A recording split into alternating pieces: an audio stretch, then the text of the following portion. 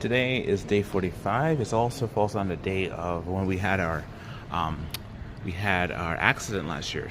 Today's July 28th, 2025, and last year was July no, 2024. And so 2024, and we had the accident last year with the car, where we had a four-tire blowout, three-tire blowout, and then the one tire we had to use the stair. And then the Tokyo drifting was kind of like where it kind of turned around and ended up facing backwards on the median. I pictured that somewhere. For the most part, though, it's one of those things where it's like it was a really intense type accident, and it was a time of experience where we had just trust the hope of friends and helping us to get through the situation. So it was one of those things where it was really an interesting time because our situation was that we had to just trust God and trust in the situation. And also my brother-in-law's brother came along and helped us on the second day. The first day was like we had to do the trip. The second day was we had to get towed, and it was just like when we did the accident. We completely turned around, and we're facing the other direction, facing south on 87 north. And then after that was like we had to go to ambulance and stayed in the hospital all night because at 8 o'clock in Kingston there was no Uber and we couldn't get to the hotel, so we stayed there all night. And the kindness of the nurse and the kindness of different people, we were able to actually spend time in the lobby of the hospital at Kingston Hospital. Then the next day, we got a hotel. We got the late in the afternoon.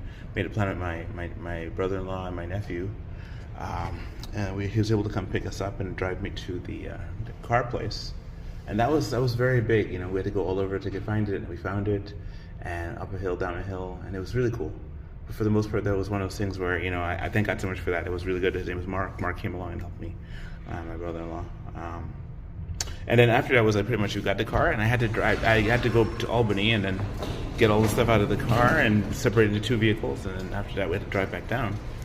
And that was very hard for me that night because I had just, the day after the accident of being spun around doing a 180-degree turn, kind of in a car, and the whole car is moving around you and you're spinning in a car.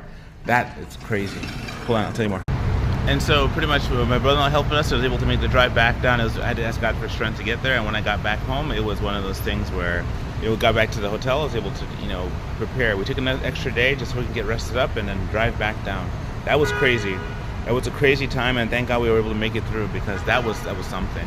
Hold on. So I want to say thank God for the opportunity just to be able to, be saved by my brother-in-law. Through the struggle. I would also thank God for, my family being together in that time. So I'm thinking about them now at this day of separation anxiety, day 45. And be strong, O Lord, the power of his might. He said, I'll never leave you nor forsake you. Promise.